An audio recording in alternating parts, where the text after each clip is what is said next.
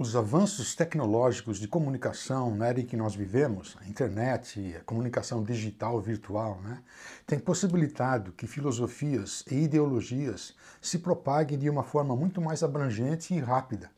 Então, os ataques que a fé cristã tem sofrido hoje em dia são muito mais intensos e acessíveis, com um forte potencial de deturpação de seus valores e preceitos. As igrejas evangélicas têm sido fortemente pressionadas a fazerem um update, uma releitura dos conceitos e ensinamentos bíblicos, incluindo a ideia de que a Bíblia é incompatível com os valores morais da sociedade atual.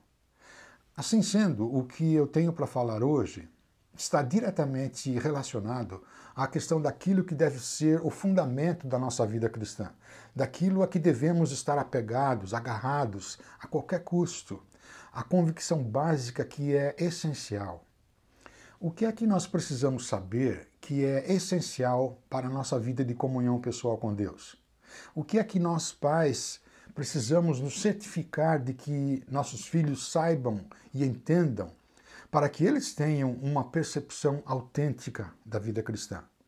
Eu penso que, de um modo geral, a nossa experiência da vida cristã não requer que tenhamos necessariamente um conhecimento exaustivo de todas as doutrinas bíblicas, incluindo as línguas originais em que a palavra de Deus foi escrita, assim como não é essencial obter um diploma, mestrado ou doutorado em alguma instituição de ensino teológico. O que nós precisamos é ter uma compreensão básica de elementos fundamentais, inegociáveis da fé bíblica. E é a respeito de um desses fundamentos que eu quero considerar no nosso encontro de hoje com vocês. Mais especificamente, o significado bíblico do Evangelho. Lembrando inicialmente que o termo Evangelho significa boas novas, boas notícias de salvação. Ou seja, refere-se ao anúncio e revelação dos termos, das condições, do currículo, do conteúdo do plano que Deus estabeleceu para se revelar à humanidade.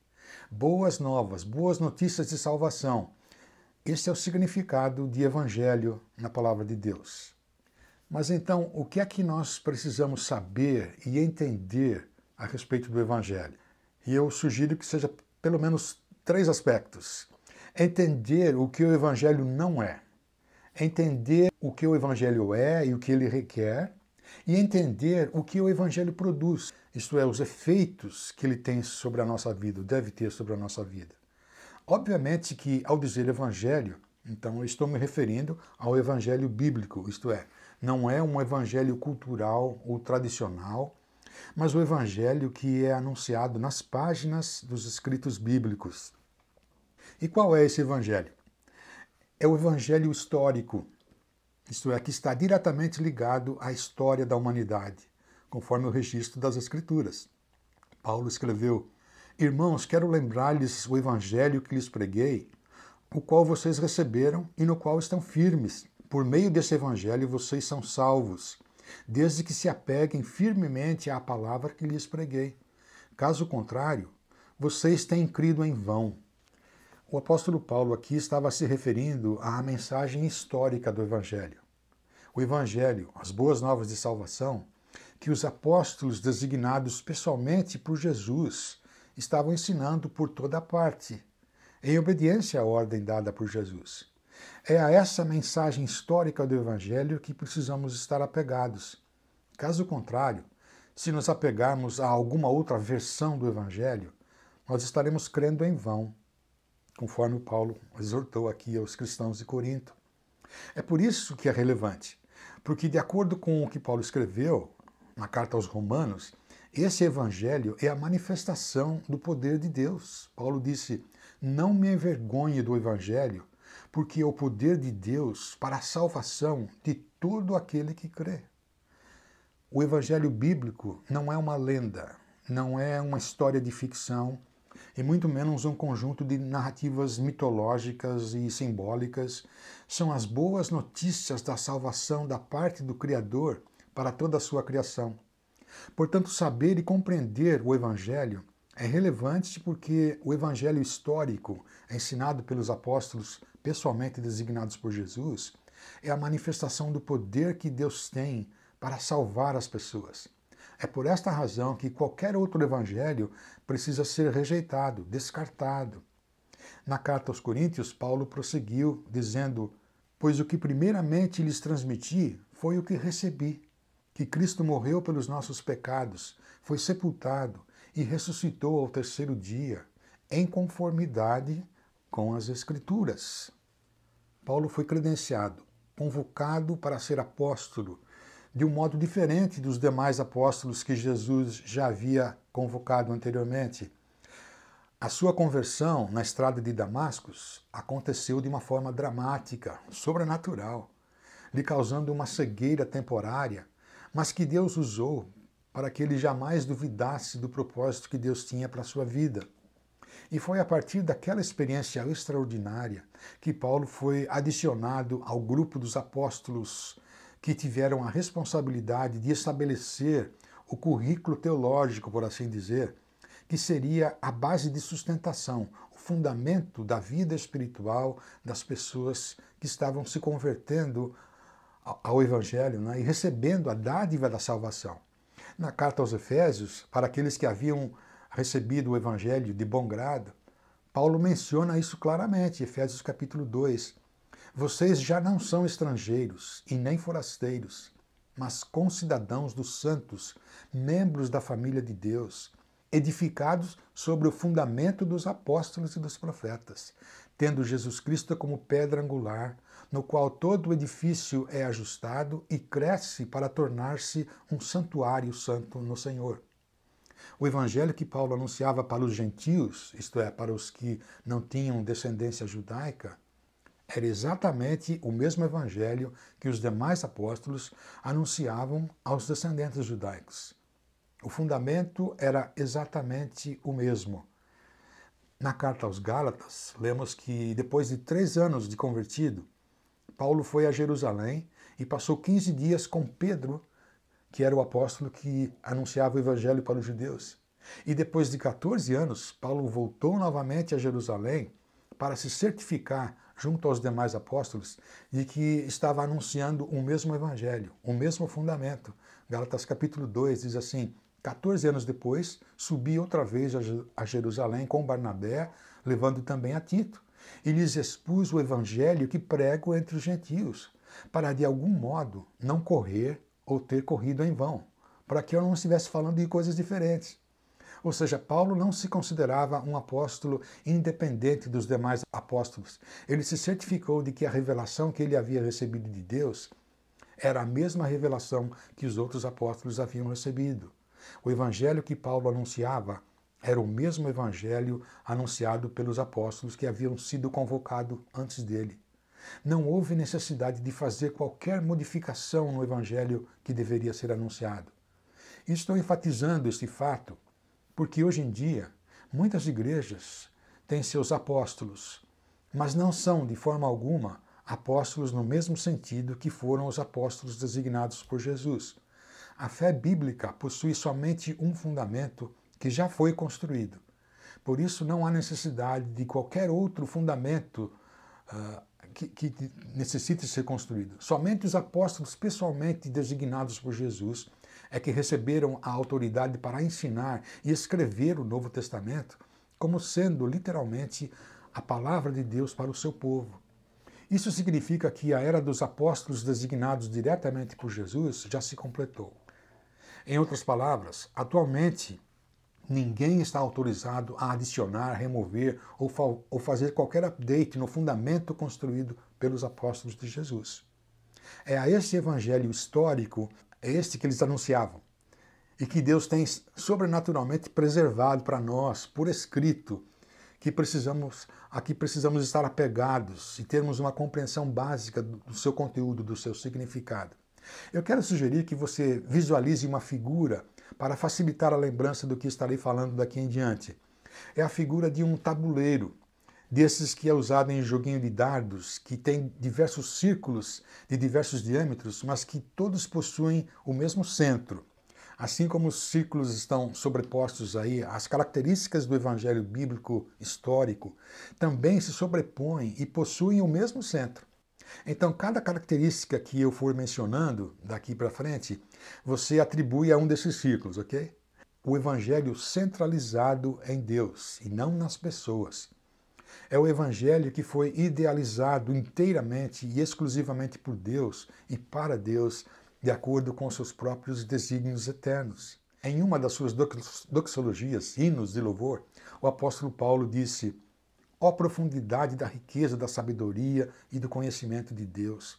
Quão insondáveis são os seus juízos e inescrutáveis os seus caminhos! Pois dele, por ele e para ele são todas as coisas. A ele seja a glória para sempre. Portanto, o foco central do evangelho bíblico é o próprio Deus e não algum ser humano. O próprio Deus é o autor de tudo. Mas do jeito que muitas pessoas acreditam, conforme as letras de algumas músicas de louvor cantadas em muitas igrejas, dá até para imaginar que o mundo veio a existir espontaneamente e aí um belo dia Deus olhou pela janela do céu e ficou pasmado, ficou de queixo caído ao ser surpreendido pela magnificência extraordinária da criação que simplesmente veio a existir do nada. E Deus deve ter falado: uau! De onde que veio isso tudo, né? E as pessoas que vivem no mundo são tão maravilhosas que eu vou querer cuidar delas para o resto da vida. Como se Deus estivesse necessitado de alguma coisa. Como se Deus estivesse sentindo falta de alguma coisa. Mas o fato extraordinário a respeito do Evangelho centralizado em Deus é que, apesar de Deus não precisar de absolutamente coisa alguma, ele colocou em ação um plano para perdoar, resgatar e salvar pecadores. Marcos capítulo 1, versículo 14. Depois que João foi preso, Jesus foi para a Galileia proclamando o Evangelho, as boas novas de Deus. Romanos capítulo 1, versículo 1. Paulo, servo de Cristo Jesus, chamado para ser apóstolo, separado para o Evangelho de Deus. Na primeira carta aos Tessalonicenses, capítulo 2. Apesar de termos sido maltratados e insultados em Filipos, como vocês sabem, tivemos a coragem de anunciar-lhes o quê? O Evangelho de Deus, em meio a muita luta. O Evangelho histórico bíblico é o Evangelho centralizado em Deus. E, a meu ver, o trecho das Escrituras que destaca mais obviamente essa centralidade de Deus está no plano que Deus estabeleceu antes mesmo da criação do mundo, de redimir todos os que eventualmente viriam a receber de bom grado a dádiva da sua graça e misericórdia por meio do seu único Filho. E na oração de Jesus em favor dos seus discípulos, conforme registrado em João capítulo 17, ele ressaltou repetidas vezes o fato de ter glorificado o Pai, não somente por cumprir a vontade do Pai, mas também por receber aqueles que pertenciam a Deus. João capítulo 17. Jesus olhou para o céu e orou: Pai, chegou a hora, glorifica o teu Filho para que ele te glorifique, pois lhe deste autoridade sobre toda a humanidade, para que ele conceda a vida eterna a todos os que lhe deste. Eu te glorifiquei na terra, completando a obra que me deste para fazer. Eu revelei teu nome àqueles que do mundo me deste. Eles eram teus, tu os deste a mim, e eles têm guardado a tua palavra. Agora eles sabem que tudo o que tu me deste vem de ti. Eles reconheceram de fato que vim de ti e creram que tu me enviaste. Eu rogo por eles. Não estou rogando pelo mundo, mas por aqueles que tu me deste, pois são teus. Portanto, o evangelho bíblico é um evangelho totalmente centrado em Deus, nos desígnios que ele próprio estabeleceu antes da fundação do mundo. Agora, por causa do fato de Cristo ser o centro do plano redentor estabelecido por Deus, podemos dizer que o evangelho bíblico também é centralizado na pessoa do Senhor Jesus. O Evangelho não é a lei, não são os 10 mandamentos, não são os ensinos sobre moralidade cristã, não é a história da nossa conversão. O Evangelho é a história da vida do Senhor Jesus. Voltando à primeira carta de Paulo, está escrito: se outros têm direito de ser sustentados por vocês, não o temos nós ainda mais? Mas nós nunca usamos desse direito. Pelo contrário, suportamos tudo para não colocar obstáculo algum ao Evangelho de Cristo. O Evangelho de Cristo é sinônimo do Evangelho de Deus, porque a pessoa do Senhor Jesus é o centro do Evangelho de Deus. Foi o próprio Jesus quem disse: Eu sou a videira verdadeira, vocês são os ramos. Sem mim, à parte de mim, vocês não podem fazer coisa alguma. Em outras palavras, não somos nós que decidimos ou que determinamos que Jesus é o Senhor. A nossa responsabilidade é reconhecer o senhorio de Jesus. A nossa responsabilidade é nos curvarmos em reverência, louvor, adoração e gratidão por sua graça e misericórdia. Num certo sentido, a essência do pecado é exatamente a falta de reconhecimento do senhorio de Jesus. E o reconhecimento universal do senhorio de Jesus é o que irá acontecer no final da história, na conclusão da história da redenção.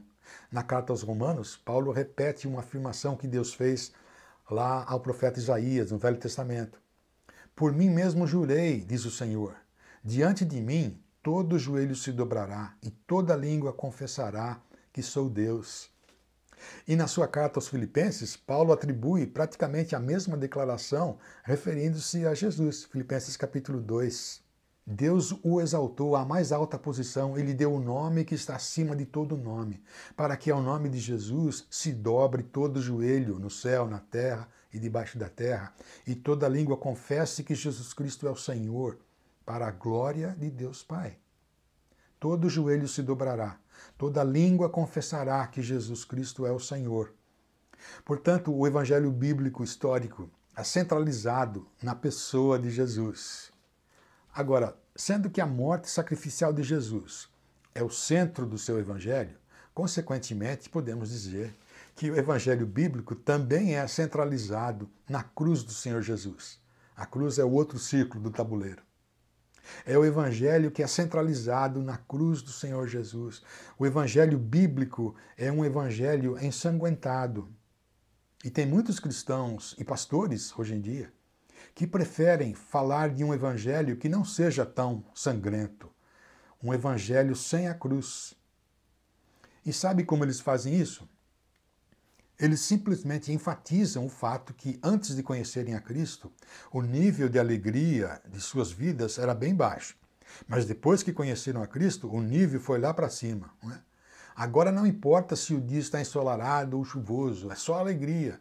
E se você conhecer a Jesus, o nível de alegria da sua vida vai ser tanto quanto o meu. O meu nível de prosperidade material costumava ser lá embaixo, mas agora está lá para cima. Esse é o tipo de evangelho que está na moda. Deus quer que você seja uma pessoa feliz, porque você é importante para Deus. Mas aí, quando as adversidades chegam, quando os imprevistos, enfermidades e problemas de relacionamento pessoal vêm à tona, vamos começar a desconfiar do poder do Evangelho de Deus. Mas a realidade é que o Evangelho histórico, bíblico, é um Evangelho ensanguentado. Voltando lá a 1 Coríntios, Cristo me enviou para anunciar o Evangelho, e não com palavras de sabedoria humana, para que a cruz de Cristo não seja esvaziada do seu poder. Palavras do apóstolo Paulo. Se eu não pregasse a salvação exclusivamente por meio da cruz, a ofensa da cruz seria removida.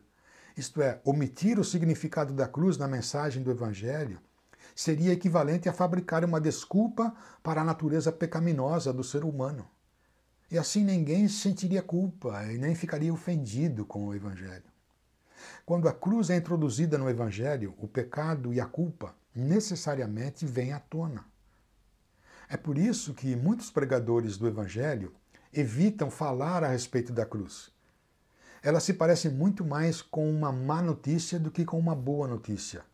É uma notícia inconveniente que causa desconforto. E vivemos num mundo onde já existem muitas más notícias e falar sobre a cruz não dá ibope.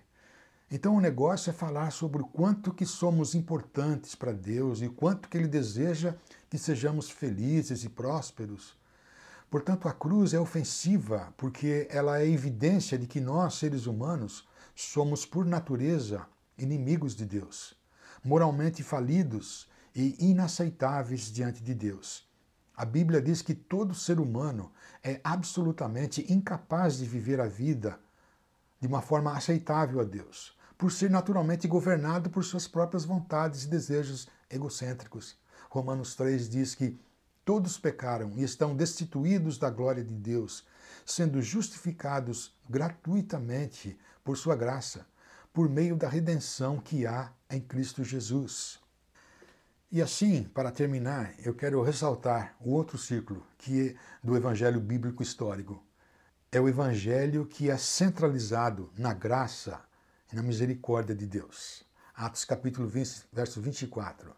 Não me importo, nem considero a minha vida de valor algum para mim mesmo, se tão somente puder terminar a corrida e completar o ministério que o Senhor Jesus me confiou, de testemunhar do Evangelho da graça de Deus. Dar testemunho da boa notícia de salvação da graça de Deus.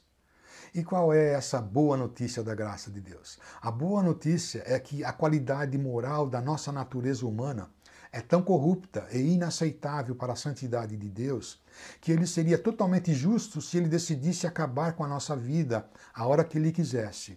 Mas, ao invés de acabar com a nossa vida, por mais incrível que pareça, Deus providenciou uma maneira de tornar a nossa vida aceitável diante dele. A sua graça misericordiosa encontrou uma maneira de satisfazer a sua santa justiça, de tal forma que o preço para sermos resgatados da nossa condição moral inaceitável diante de Deus fosse pago pela perfeita condição moral do seu Filho único, que Deus enviou ao mundo para morrer sacrificialmente numa cruz e graciosamente em nosso favor. Portanto, a graça do Evangelho é a grande notícia, boa notícia. Ouça a exortação de Paulo aos Gálatas. Admiro-me de que vocês estejam abandonando tão rapidamente aquele que os chamou pela graça de Cristo para seguirem outro Evangelho, que na realidade não é o Evangelho. Qualquer outro Evangelho não é o Evangelho. Se não for o Evangelho centrado na graça de Deus, então não é o Evangelho, é outro Evangelho. Nós somos todos farinha do mesmo saco. Somos todos igualmente, desesperadamente necessitados de um Salvador, de um resgatador. E Deus, por sua graça e misericórdia, providenciou esse Salvador, apesar da nossa completa inadequação e falta de merecimento. Em Efésios 2 está escrito: Deus é tão rico em misericórdia e nos amou tanto que, embora estivéssemos espiritualmente mortos por causa dos nossos pecados, Ele nos concedeu vida juntamente com Cristo. É pela graça que vocês são salvos.